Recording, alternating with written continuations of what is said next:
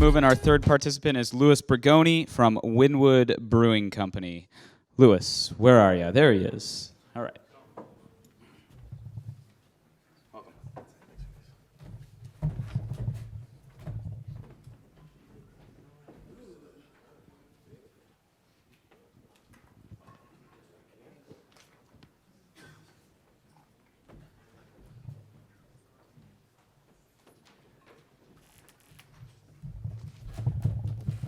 All right. So how's everybody doing today? Yeah, good, right? So my name is Luis. I am from Wynwood Brewing Company down in Miami, Florida. So to kind of talk about our brewery, not talk about our neighborhood, really doesn't do us any justice. So I'm going to touch a little bit about our neighborhood. So we're actually Miami's first craft brewery since the 1960s. Our neighborhood, which is Wynwood, it's the Arts District. And then actually this time of year, it's actually really nice for us. Our basil that happens in Miami Beach kind of trickles over into Wynwood. And as you see one of the photos there, all the walls really transform into beautiful works of art. And we have some of the world's most renowned graffiti artists that come and do these beautiful murals.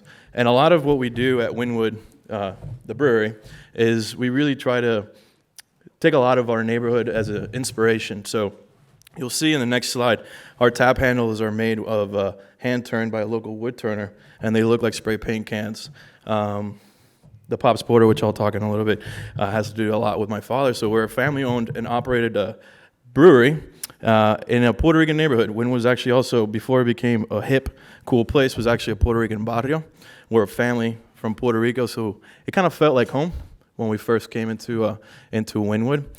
So we opened in 2013 in August. So last year was our first full year, and we did 1,800 barrels. This year we'll hopefully, we finish December strong. We'll do about 3,300 barrels. And then next year we're forecasting to hopefully reach 5,000 barrels. We were 100% draft until September of this year. So now we have package, which the judges are trying right now. We bottled 2 of our beers.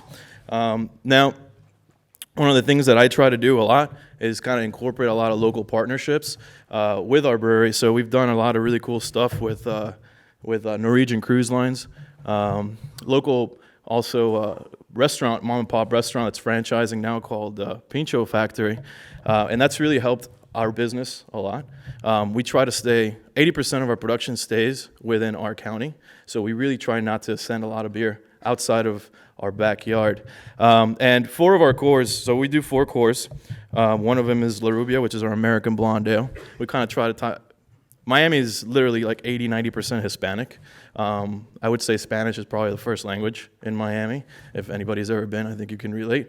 So we try to incorporate, again, La Rubia, which means the blonde ale. Now that's actually our flagship. We do about 48% of our total production is La Rubia. Right behind that is Pops Porter. Pops is named after my father, who actually co-founded the brewery with me. And it was actually the GABF gold medal winner in 2014, so we're really proud of that beer. After Pops, we do Magic City, which is our pale ale. And then we also do our IPA. And then after that, we had a couple seasonals. Monthly limiteds, we do a shipwreck series, which is a barrel age series. And that's about it. That's all I got. So what you guys are drinking is Pops Porter. It's one of the beers that I brewed in the back alley in Wynwood. I actually lived in Wynwood before my wife and I had our first child. So anyways, yeah, it's one of the. I'll keep talking. All right, I'll call it. Oh, I'm sorry. All right. So Pops Porter and Wynwood Brewing, what do you guys think? We'll start with Carmen. So I've actually been to Wynwood, and it's amazing there. I love that neighborhood, and there's a really great story to tell. And I think that you guys start to tell that story on packaging. I think that the handle is a great representation of that. Like, it maintains your brewery sort of roots, and also helps tell the story of the neighborhood. I think that you guys can get even closer, and the fact that you are all Puerto Rican owned, I think, lends itself to it well. So things like La Rubia and some Hispanic and Latino sort of inferences, I think will help you get even further. Thank you. And some pretty good scale, Tommy. I'll jump over to you. I mean, pretty early on, demonstrating ability to grow quite rapidly, get into packages in the first, year and a half or so. That's something that a lot of entrepreneurs struggle with. What do you see as like sort of the next biggest challenge from this point? Well, I mean, I think that one of the things that's pretty clear these days is that Miami and Florida in particular is a kind of a wide open territory for local beer. Right. So there's a huge opportunity to run at it. The question is what's going on. I was half expecting to see some sense of a Berliner Weiss beer coming out of the Miami brewery because that's the Florida Weiss of the world. So happy to see a porter. Happy to see a porter instead, only in so much as just the notion that that's where it would have gone. I had one question for you briefly. Sure. Of the four cores, why does the IPA not have a Latin or a sort of Puerto Rican reference in the naming? You've deviated off that, and I think it's a pretty significant departure, so I was just curious.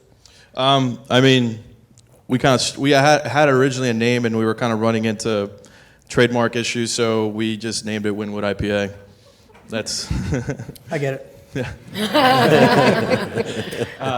And Michael, how about incorporating the spray cans as tap handles? Clearly that ties back to the locale that they're in. Yeah. But does that translate well enough if somebody hasn't been there before? Yes and no. I think just on first blush, I mean, I'm already familiar a little bit with Wynwood and sort of its situation, and so I think the arts theme that comes through is utilized really smartly in some ways. I think it works really well on the bottle labels. Like I get what that's about.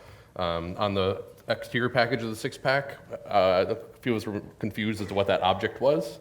Sure. It looked like a water tower to me. I didn't get spray can whatsoever. And I think as soon as you said spray can, I was like, oh, and then I thought about Sam Adams' spray can. And so I think that's just kind of it's a hard thing to own. It's also a hard thing to translate.